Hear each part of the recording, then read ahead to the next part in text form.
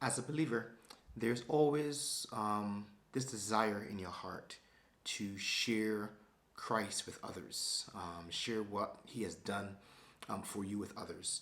And when you're at work, that desire doesn't necessarily go away, not even should it. But it could be a little tricky and challenging in sharing your faith at work. And I was recently reading, or should I say, rereading a book that I really love called Experiencing God.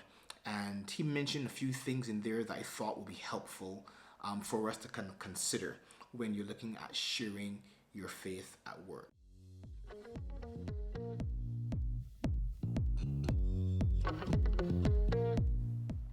Hi, welcome to Monday Morning Meditations, where we look at having wisdom and insight at the beginning of the working week. And we're talking about this issue of sharing your faith, letting Christ be seen in your life at work. And that sometimes can be challenging, especially if your environment is one where, it's not allowed to, what they say, proselytize, or where the culture makes it difficult to do this.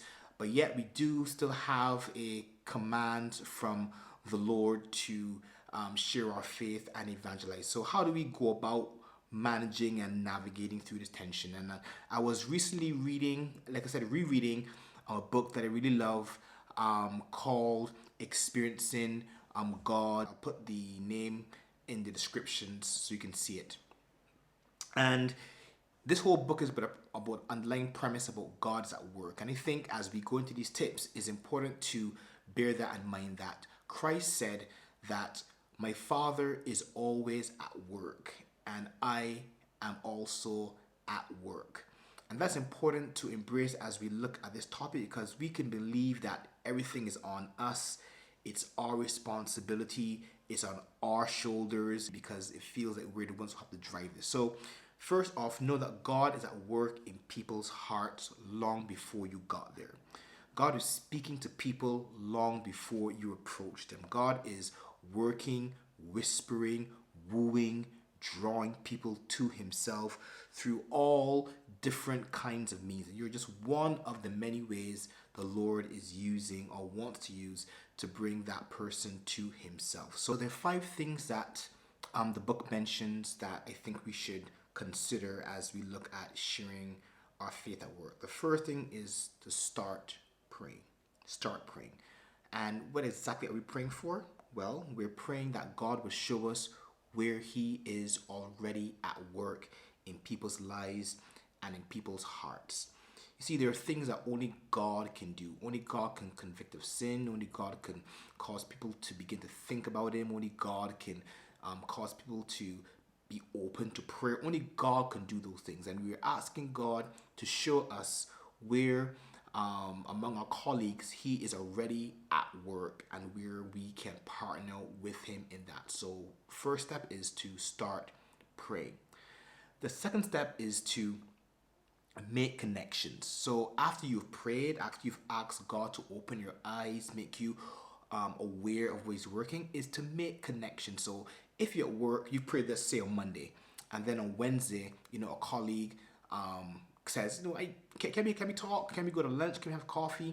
And you're busy, but so your mind is there, but say you can see that they're a little bothered, and you go and decide to have coffee with them or whatever, and they begin to share what's going on in your life. That's an obvious connection where you were praying and this person now feels open to kind of share with you, or you're the one that even asks them and they begin to share what's going on with their life. So you make connection between your prayer and God moving in your environment among the people in your workplace, especially if they want to talk or want to share what's going on with them. The third step is to not preach, but ask questions. Ask probing questions. Allow them to share and you get understanding of what God is doing, where they're at. So you can ask stuff like, what's been happening in your life lately? What's your biggest challenge right now? How are you really doing? Is there any way I can help? Is there anything I can pray for? Begin to ask questions, and in this way you're beginning to see where you can partner with God in that person's life, because God's already at work, before you even got there.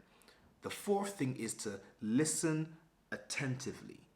Listen attentively. Suppose they say, you know, when I was younger, I used to go to church, but now, because I'm so busy, I don't really do that anymore. Or, I remember when I was growing up, things that show you that they have a consciousness of God, or they had one of God in their past before. These are all really clear signs of God at work, and it gives you opportunity to pray for them in a way that makes sense, in a way that is helpful. And it reveals where God is currently at work in their life and maybe drawing them back to Him. The fifth step in this is to respond. Be prepared to respond. So as they share stuff with you, as they open their life with you, ask God, how can I pray for them? Yes, on the spot, if that's feasible. But also, how can you help in a practical way? Is it that they are really sad and they may need just someone to talk to next couple of days, and you say, let's just have some coffee for the next few days. Just consider things that depend on what they're saying, that gives you some ideas of ways you can really be practical help to them. You can be Christ present to them, and in this way, you're opening the door to share Christ with them. I mean, even as you are responding and they're telling you about their life, it gives you opportunity to then to share with them things about your life and how God helped you. So you're not preaching a sermon, you're not, telling them about hellfire or whatever, but this open space creates opportunity for you then to share how God has been real to you, and encourages you to show them how God can be real for them as well. As Paul said, that he was comforted by God, and now he can comfort others with the comfort by which he himself was comforted. So you're bringing God's comfort, God's wisdom, God's insight to their life, and in that way you are partnering with God in a powerful way to help bring them one step closer to the Father. So I hope this was helpful. So in summary, we're saying 1, you want to pray to know what God is doing. 2, you want to begin to be attentive to, after you prayed, how God will be moving in people's lives. 3, you want to ask questions. 4, listen attentively to people. And 5, be prepared to respond. And if you want to read this book, again, it's called Experiencing God by, can't remember his name now, by Blackaby, yes, Henry and Richard Blackaby. You can check the link in my descriptions below to get a copy from Amazon. So I hope that this was helpful, and that this week you will be praying for God to show you where He is at work, and you can join Him in His work of redeeming mankind to Himself. Have a great week. Bye-bye.